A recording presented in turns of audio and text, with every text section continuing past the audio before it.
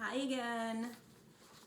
We are ready to finish Magic Treehouse book number 8, Midnight on the Moon by Mary Pope Osborne, with our final chapter, chapter 10. It is titled Earth Life. The midnight woods woke up. A breeze rustled the leaves. An owl hooted. The sounds were soft but very alive. Jack opened his eyes. He pushed his glasses into place. He smiled. Morgan was still with them. He could see her in the moonlight. Her long white hair was shining.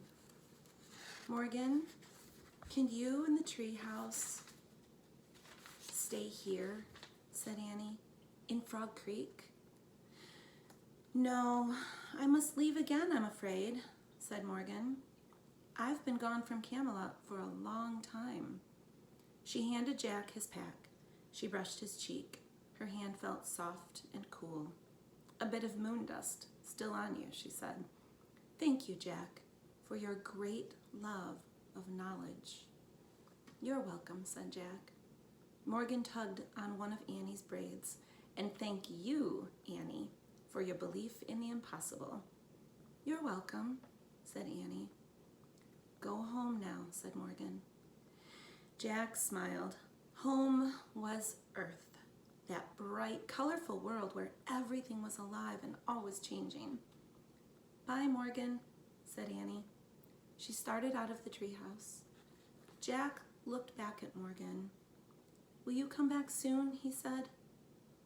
Anything can happen, said Morgan. The universe is filled with wonders, isn't it, Jack? He smiled and nodded. Go now, Morgan said softly. Jack followed Annie down the rope ladder. He stepped onto the ground. The wind started to blow. The tree started to shake. A loud roar filled Jack's ears. He squeezed his eyes shut. He covered his ears.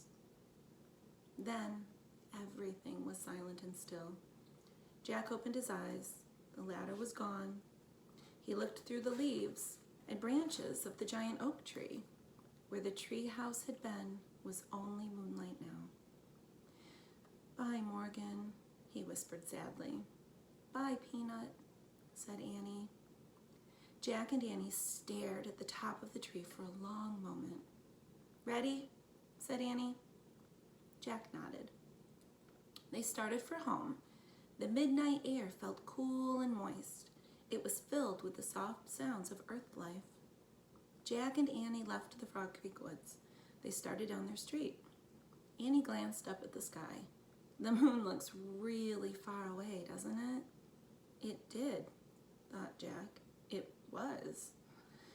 I wonder how the Moon Man can be up there all alone, said Annie. What do you mean, said Jack. I mean, who helps him put on his spacesuit, said Annie. Who helps him get up when he falls down? And who is he, added Jack. Who do you think he was, said Annie. He must be a scientist or an astronaut from Earth, said Jack. No, I think he's an alien, said Annie, from another galaxy. Jack scoffed. What makes you say that? I just feel it, said Annie. Wrong, said Jack. There's no proof that aliens exist. Maybe not now, said Annie. But don't forget, we were in the future. Oh, brother, said Jack. They crossed their yard and climbed their back steps. Annie tiptoed inside the house. Jack followed her.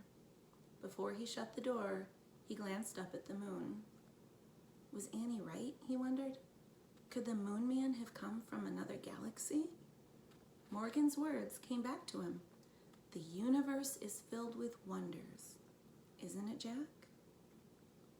Good night, Moon Man, Jack whispered. Then he closed the door.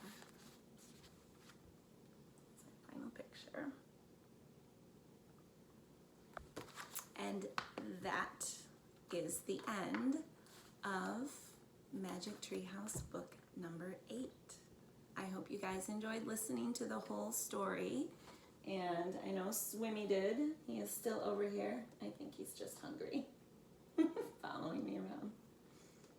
And I hope you enjoyed the story, everybody. and I am looking forward to reading book number 9 very soon.